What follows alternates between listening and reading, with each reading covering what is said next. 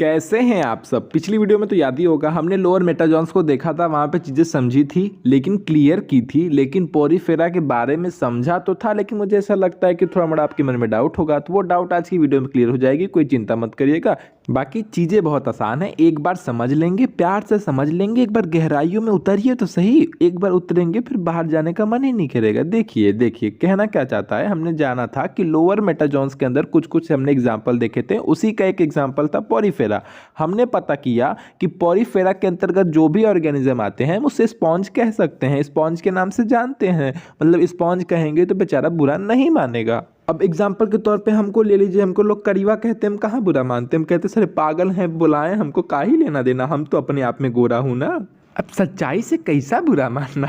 देखिए, तो इसे पोरीफेरा के अंतर्गत जो भी ऑर्गेनिज्म आते हैं उसे हम स्पॉन्ज के नाम से जानते हैं। ठीक है, ये आपके फिल्टर फीडर्स होते हैं। इसका मतलब कि पानी के अंदर जो पानी होता है उसी को फिल्टर करके अपने लिए फूड को ऑब्टेन कर लेते हैं, वैसे खा पी के जिंदा रहते हैं। इसके अलावा ये लोग जो ऑर्गेनिक डेब्रिस होता है, ऑर्गेनिक कचरा होता है, उसको भी खाने की एबिलिटी रखते हैं, उसको भी खा सकते हैं। तो कितनी अच्छी बात है। स्पॉन्ज मतलब बहुत अच्छी चीज होते हैं, ऑर्गेनिक डेब्रिस को भी खा जा रहे हैं, कचरे को भी खा जा रहे हैं। सुनिए, तो ये जो क्वाइनोसाइट्स पाया जाता है, इनके अंदर जो क्वाइनोसाइट्स पाया जाता है, जो आपको फिगर में दिख रहा है, इसी क्वाइनोसाइट्स के थ्रू ये फूड पार्टिकल को क्या करते हैं, कैप्चर करते हैं, कि इसे पकड़ लेते हैं कि आजा भैया आवा, हम तो खा ही लें। ठीक है, तो इसी क्वाइनोसाइट्स को कॉलर सेल्स के भी नाम से जाना जाता है। तो बात समझिएगा। ठीक है, ये बात ये है कि ये माइक्रोग्राफी के अंतर्गत आते हैं। आपको याद होगा ना कि यंग ने कुछ क्लासिफिकेशन किया था, तो उसी क्लासिफिकेशन में क्या क्या था, माइक्रोग्राफी, मैक्रोग्राफी और फ्लूइड या सॉफ्ट टिश्यू फीडिंग। ठीक है, तो उसमें जो माइक्रो था उसके अंदर स्मॉल फूड पार्टिकल को जो इंटर करते हैं वो इसके अंतर्गत आएंगे। तो ये भी क्या कर रहा है, ये भी तो स्मॉल फूड पार्टिकल को ही इंटर कर रहा है ना। तो बस इसी वजह से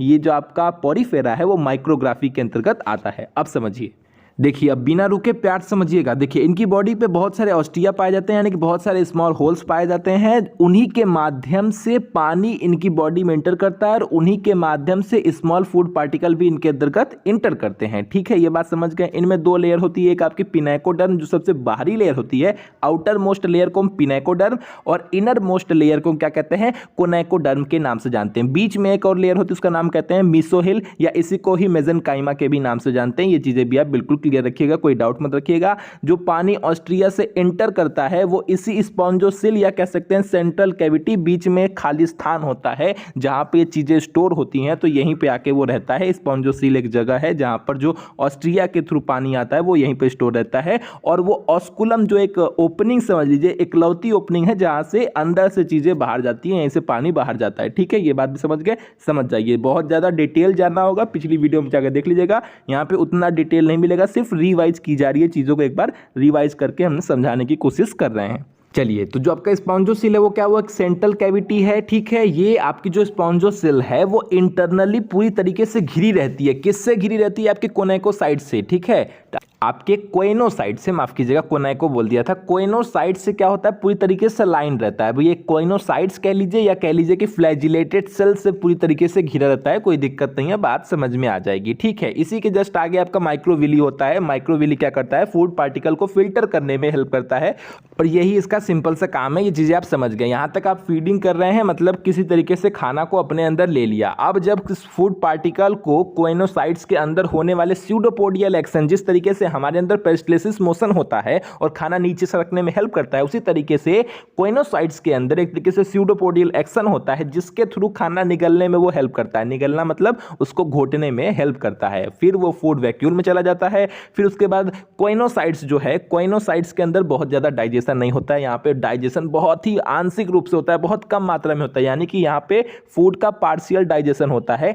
पार्शियल डाइजेशन होने के बाद ये फूड को आगे सरपास कर दिया जाता है कि भैया ले जा, कोई और जाके पचावा, हमसे ना हो पाएगा। तो बस इसी वजह से ये जवाब दे देता है। इसके बाद ये जो फूड है वो चला जाता है कहां पे, अमीबोसाइट्स में। अमीबोसाइट्स में इस फूड का कंप्लीट डाइजेशन होता है। यहीं से डाइजेशन होने के बाद जो फूड पार्टिकल से जो भी कुछ जरूरी चीजें निकलती हैं, जो भी न्यूट्रिशन प्राप्त होती है, वो अमीबोसाइट पूरे सेल्स को बांट देता है, पूरी बॉडी को बांट देता है कि लो भैया लूटो लूटो, जो मन तो लूट लो। और जो अमीबोसाइट में जो भी खाना नहीं पचा होता है, जो इनडाइजेस्टेड फूड होता है, वो फूड पानी के फ्लो के साथ साथ धीरे धीरे ऑस्कुलम के थ्रू बाहर निकल जाता है, माफ कीजिएगा, पानी के फ्लो के साथ ऑस्कुलम के थ्रू धीरे धीरे बाहर निकल जाता है। सिंपल सी बात है, क्या ही कहना है, उसमें तो कुछ रह नहीं गया। बाकी सांस ले लीजिए, सांस ले लीजिए, हाँ। और बची खुची कुछ एनर्जी को थियोसाइट्स जो होता है वो एक तरीके से समझिए कि स्टोरेज का काम करता है। वो थोड़ा सा कुछ बचा के रख लेता है, अपने पास स्टोर करके रख लेता है, भैया बाद में भविष्य में कोनो काम आई, फ्यूचर के लिए भी तो कुछ बचाना पड़ेगा ना भाई साहब। तो ये ऐसे करके ये हमारे फीडिंग और डाइजेशन की प्रोसेस पोरीफेरा के अंतर्गत होती है, ये हमने समझ लिया। अब हम सेलेंट्रेट के अंदर किस तरीके से फीडिंग एंड डाइजेशन की प्रोसेस होती है उसके समझेंगे। सेलेंट्रेट के बहुत सारे एग्जाम्पल हैं, जैसे आपका हाइड्रा हो गया, सी बेंस हो गया, आपका जेलीज जो जेलीफिश होती हैं, ये सब उसी के आपके एग्जाम्पल हो जाते हैं। तो उसमें ही हम सेलेंट्रेट के अंदर आने वाले हाइड्रा को हम अच्छे से समझेंगे किस तरीके से इसके अंदर फीडिंग और डाइजेशन की प्रोसेस होती है। आइए देखते हैं। अच्छा, एक चीज़ यहीं पे समझिए, जो सेलेंट्रेट्स है ना या सेलेंट्रेटा है, जो भी आप पढ़ लीजिए, इसको निडारिया के भी नाम से जाना जाता है। ऐसे समझिए कि सेलेंट्रेट का एक दूसरा नाम निडारिया भी है और इसके अंतर्गत 11,000 से भी अधिक समुद्री जो ऑर्गेनिज्म होते हैं वो इसके अंतर्गत, इस फाइलम के अंतर्गत आते हैं। ये आप समझते रहिए। बाकी आप इतना जान लीजिए कि जो सेलेंट्रेट होते हैं या जो निडारिया होते हैं उसके मोस्टली एनिमल कार्निवोरस होते हैं। कार्निवोरस का मतलब क्या हो गया, यानी कि वो सिर्फ और सिर्फ जानवरों को ही, एनिमल्स को या ऑर्गेनिज्म को ही फीड करके रहते हैं। कुछ ऐसे होते हैं, ज़्यादातर एनिमल कार्निवोरस होते हैं, बाकी कुछ ऐसे भी होते हैं जो कार्निवोरस नहीं होते हैं, जो प्लांट से निकलने वाले कुछ चीज़ों को ऑब्टेन करके अपना जीवित रहते हैं, लेकिन ज़्यादातर कार्निवोरस होते हैं। तो हम ये कह सकते हैं कि जो निडारिया फाइलम से बिलोंग करने वाले ऑर्गेनिज्म होते हैं वो मोस्टली कार्निवोरस होते हैं। चलिए अब देखिए, हम हाइड्रा की बात कर रहे हैं, तो हाइड्रा, जब जाहिर सी बात है निडीरिया के अंतर्गत आने वाले सभी लोग कार्निवोरस ही हैं, मोस्टली कार्निवोरस हैं, सभी लोग नहीं कह सकते हैं क्योंकि ज़्यादातर कार्निवोरस होते हैं। कुछ होते हैं जो एक्सेप्शन मिल जाते हैं, हर जगह मिलते हैं, अपवाद हर जगह मिल जाते हैं, तो यहाँ पे भी आपको मिल सकते हैं, ठीक है। लेकिन बात हम हाइड्रा की कर रहे हैं, तो हाइड्रा एक आपका कार्निवोरस ही होता है, जीव को ही खा के अपना वो लिविंग करता है या जीता है, ठीक है। तो देखिए अब पढ़ते जा रहा हूँ, आपको बताते जा रहा हूँ, समझाते जा रहा हूँ। बहुत प्यारी सी चीज़ है, बहुत सिंपल, बहुत सिंपल, समझ रहे हैं ना, बहुत सिंपल सी चीज़ है, आप आसानी समझ जाएंगे।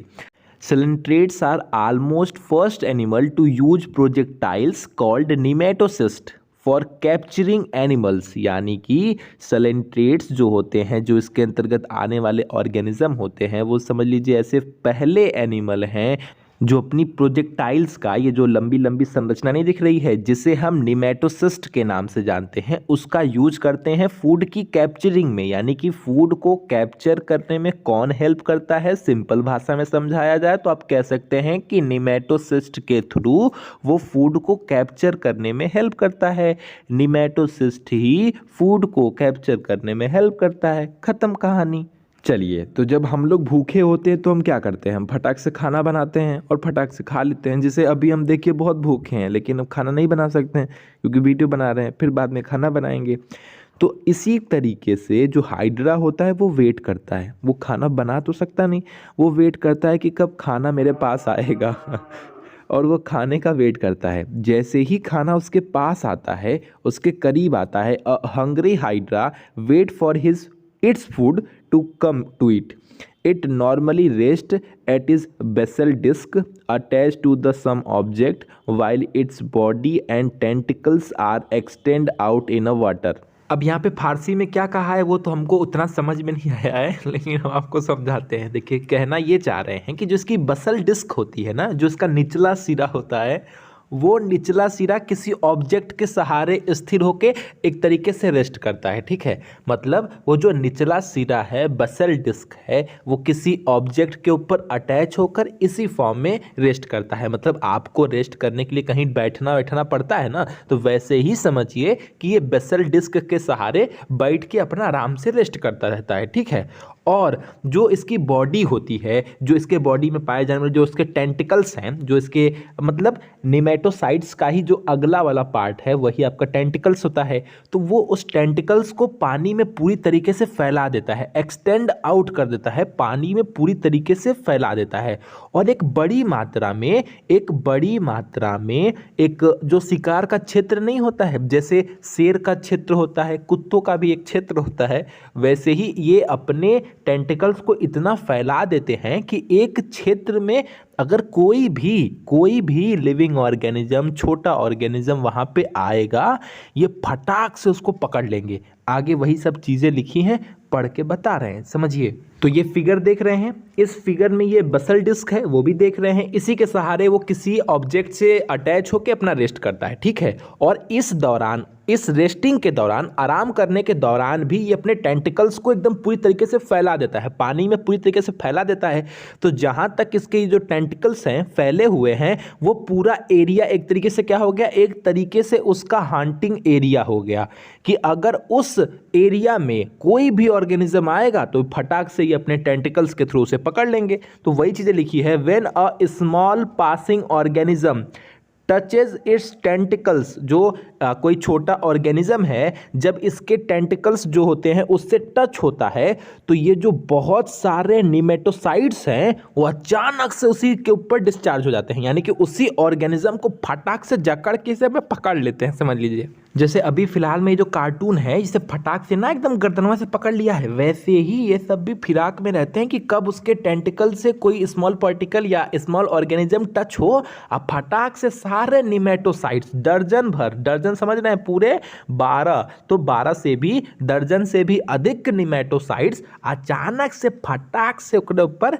जकड़ के पकड़ के एकदम तैयारी। तो जो सेकंड स्टेप में देख रहे हैं किस तरीके से उन लोगों ने उस शिकारी को, मतलब उस शिकार को, प्रे मतलब शिकार होता है, उस शिकार को पकड़ के बैठे हुए हैं। फिर क्या करते हैं कि वो उसके अंदर इंजेक्ट करते हैं, एक तरीके से समझिए सुई लगाते हैं, और इनके निमेटोसिस्ट के अंदर प्रेजेंट जो आपका हिप्नोटोन होता है, या ऐसे समझिए, एक सिंपल सी भाषा में बता रहा हूँ, इनके निमेटोसिस्ट में पॉइजनस फ्लूइड होता है। पॉइजनस फ्लूइड मतलब जहर के जैसा एक फ्लूइड होता है, जिसे हिप्नोटॉक्सिन के भी नाम से जाना जाता है।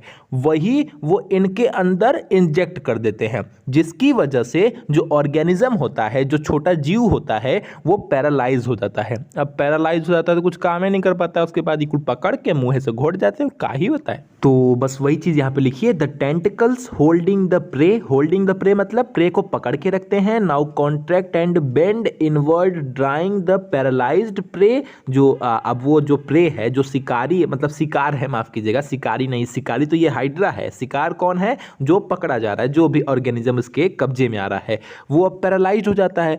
अब फिर उसको धीरे से उठा के मुंह से धीरे से घोट जाते हैं, सेलो इट कर जाते हैं, यानी कि उसको निगल जाते हैं। सिंपल सी बात है, आप समझ भी गए होंगे, इतना सिंपल से तो हाइड्रा है, बहुत आसानी से खाना खा लेता है। मतलब ऐसे पकड़ा, उसके बाद उसको बेहोश किया, यानी कि पैरालाइज किया, कि इसकी बॉडी काम वाम ना कर पाए, एकदम सुस्त हो जाए, मरी जाए, और पकड़ के मुँह में डाल लिया। उसके बाद आपको पता ही है कि वो कॉन्ट्रैक्शन की वजह से संकुचन होता है, तो खाना धीरे धीरे नीचे की तरफ जाता है। तो नीचे की तरफ जाता है तो आपको पता ही है, जिस तरीके से हम लोग के अंदर पेरिस्टलिसिस मोशन होता है, वैसे ही इसमें आपका स्यूडोपोडियल एक्शन होता है या स्यूडोपोडियल मूवमेंट देखने को मिलता है, जिसकी वजह से खाना नीचे की तरफ सरकता है और धीरे धीरे वो आपके गैस्ट्रोवेस्कुलर कैविटी में पहुंच जाता है, जो कि एक तरीके से आप समझ लीजिए कि पेट है। नॉर्मली समझाने का तरीका है कि वो पेट होता है, तो ये अपना धीरे धीरे गैस्ट्रोवेस्कुलर कैविटी में आ जाता है, माफ कीजिएगा।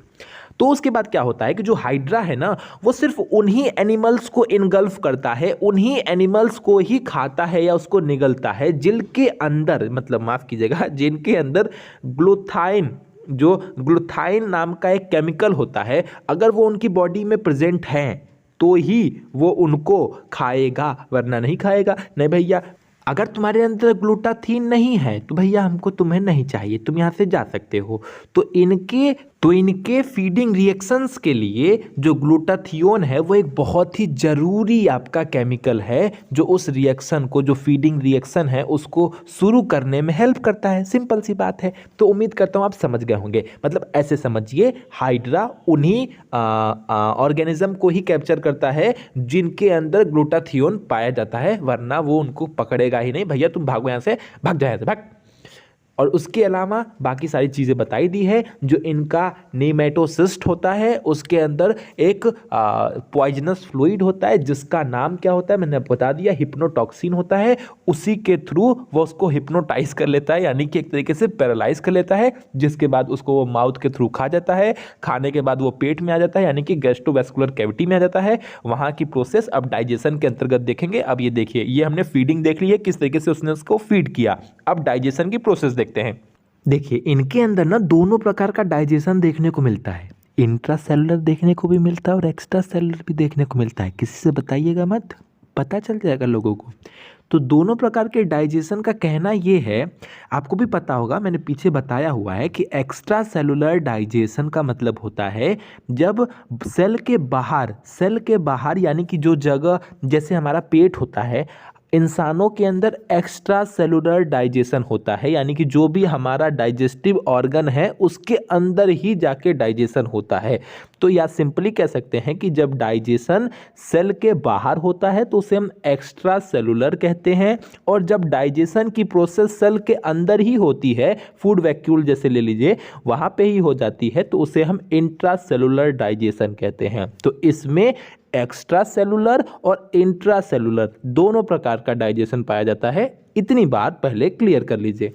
अब प्यार से इतनी बात मन में बैठाने के बाद हमारा दूसरा स्टेप है कि अब इसमें कौन पहले और कौन बाद में होता है। तो सबसे पहले इसके अंतर्गत एक्स्ट्रा सेलुलर डाइजेशन होता है, क्योंकि मैंने आपको बताया कि माउथ से जो खाना है, जो शिकार इन लोगों ने पकड़ा है और उसको पैरालाइज किया है या बेहोश किया, एक तरीके से कह सकते हैं, अब उसको धीरे से पहले वो कहाँ ले आता है, तो ये इस गैस्ट्रोवैस्कुलर कैविटी में, या एक तरीके से सिंपल वर्ड में कहेंगे तो आप इस पेट में ले आता है। अब इस पेट में ले आने के बाद यहाँ पे बहुत सारे डाइजेस्टिव एंजाइम्स आते हैं जो पहले से मारने का काम करते हैं, क्योंकि ये मरा तो नहीं है, सिर्फ ये पैरालाइज हुआ है। तो पहले डाइजेस्टिव एंजाइम इसको किल करते हैं, इसकी कहानी खत्म करते हैं, उसके बाद ही कुछ काम बनेगा।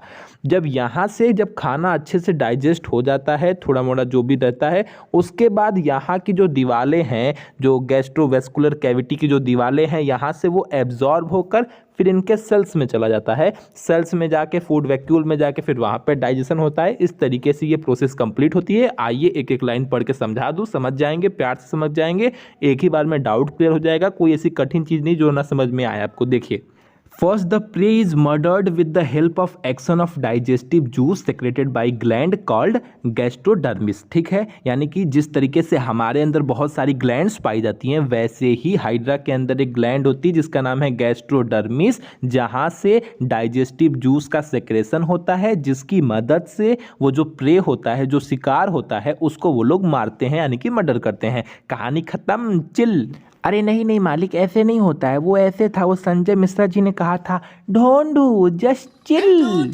तो बस वैसे ही इसका चिल चिल कर देते हैं, कहानी खत्म हो जाती है। उसके बाद इसके अंदर एक्सपेंशन एंड कॉन्ट्रैक्शन की प्रोसेस होती है। आप बात समझ रहे हैं, जिस तरीके से एक्सपेंशन मतलब फैलता है, कॉन्ट्रैक्शन मतलब सिकुड़ता है, जिस तरीके से हमारा हार्ट है वो एक्सपेंड करता है फिर कॉन्ट्रैक्ट होता है, वैसे ये भी मतलब ऐसे समझिए हिलता डुलता है ताकि अच्छे से खाना मिक्स हो जाए, मतलब अच्छे से जो डाइजेस्टिव एंजाइम है वो इसमें मिक्स हो जाए, ये कहना है। जब हमारी भी बॉडी में, मतलब जब हमारे भी पेट में खाना जाता है ना, तो खाना इसीलिए कहा जाता है कि भरपेट नहीं खाना चाहिए, क्योंकि अगर भरपेट खाना खाएंगे तो पूरा पेट भर जाएगा, तो उसमें अच्छे से एंजाइम मिक्स नहीं हो पाता है। तो जब पेट खाली रहता है, अपने भोजन से जब थोड़ा कम खाना खाते हैं हम, अपनी भूख से, माफ़ कीजिएगा, तो क्या होता है कि पेट खाली रहता है, तो ऐसी कंडीशन में अच्छे से वो अपने से अपने आप को हिला डुला पाता है, तो उसमें एंजाइम अच्छे से मिक्स हो पाता है, और मिक्स होगा तो अच्छे से डाइजेशन होगा, तो 5-6 घंटे में फूड डाइजेस्ट होकर धीरे धीरे स्मॉल इंटेस्टाइन में चला जाएगा। वरना